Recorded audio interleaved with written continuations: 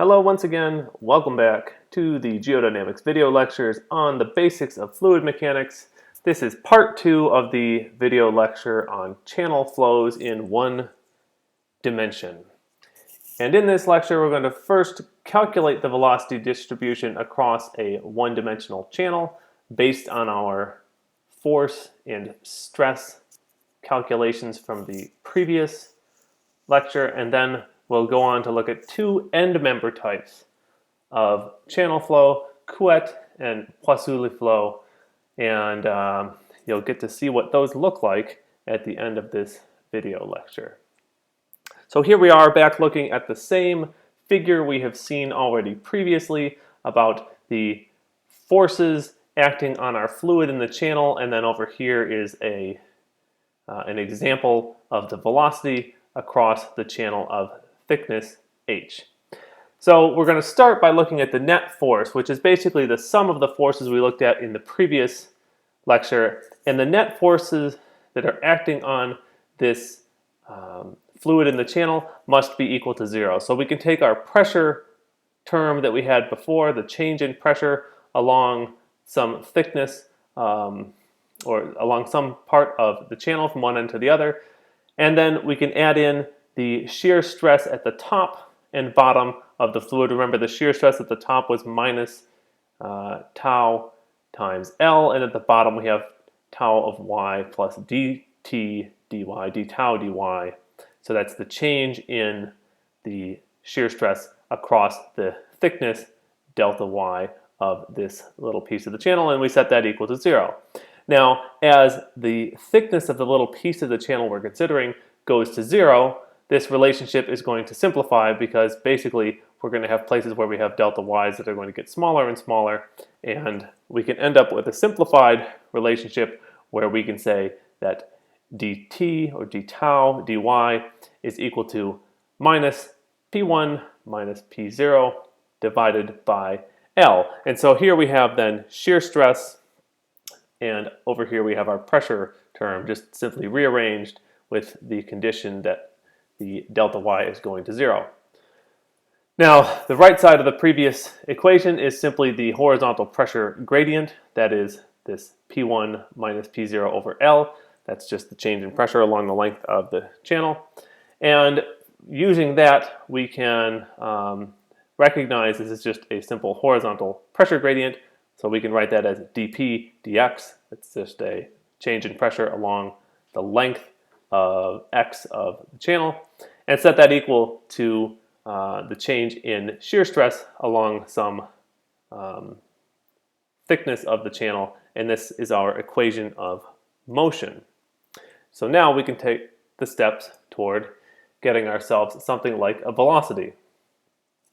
Now we can find the velocity in the channel by making a substitution. Remember, we have a rheological law we're going to consider here, and that is flow of a Newtonian fluid.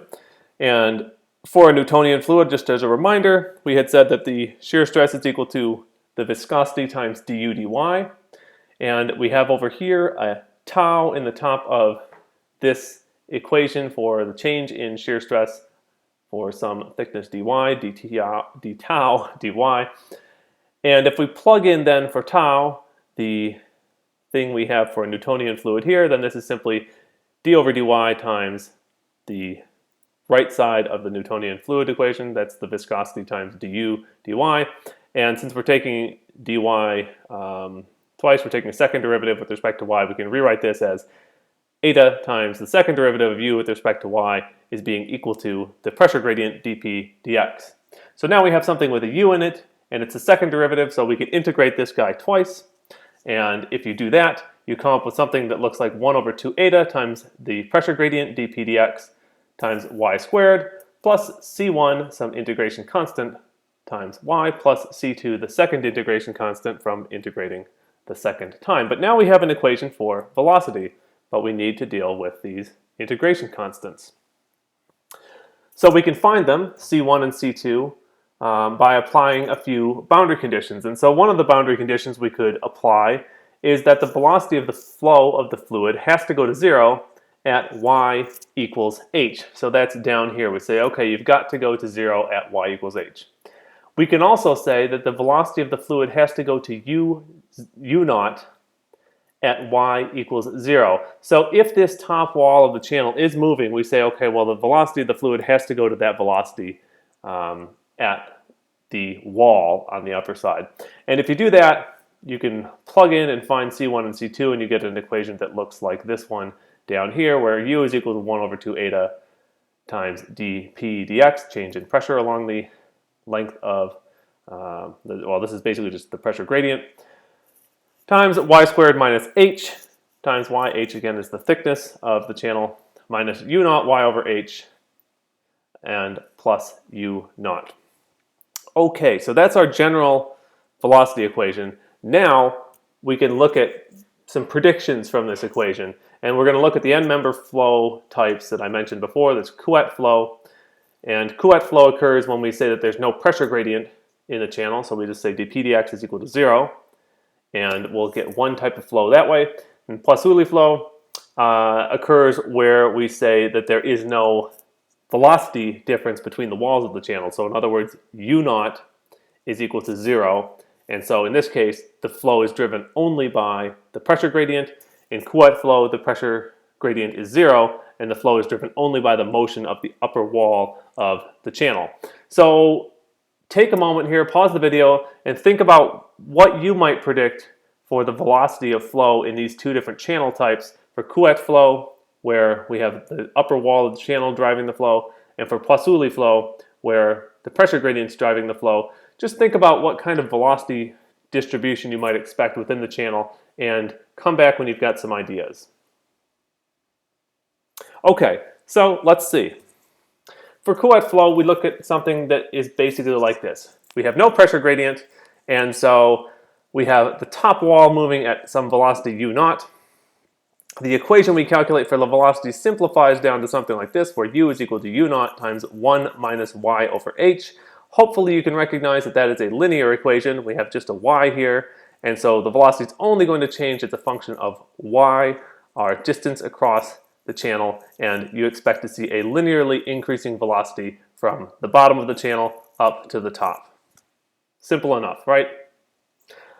For Poiseuille flow, we have no difference in the velocities at the top and bottom of the channel, only a pressure gradient.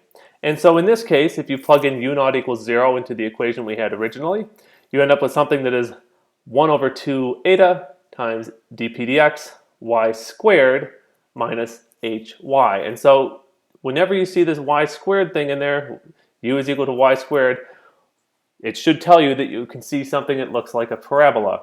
And in fact, the velocity distribution you look at in the case of pressure-driven flow is perfectly parabolic for a Newtonian fluid. Now, the simplest way to calculate or to describe this velocity is actually to take a slightly modified coordinate system where we say, let's put y prime at the middle of the channel. And so we can say y prime is equal to y minus h over 2, and that results in a sort of slightly different version of the velocity equation where u is equal to 1 over 2 eta dp dx, we had that before, times y prime squared minus h squared over 4. So the second y is eliminated in that case, and you can then very easily see that this is simply a parabola. All right, so that's it for our 1D channel flows, Couette flow and Poiseuille flow, and now you can go ahead and take your quiz. And when you come back, we will continue on with looking at some examples of slightly more complicated flows.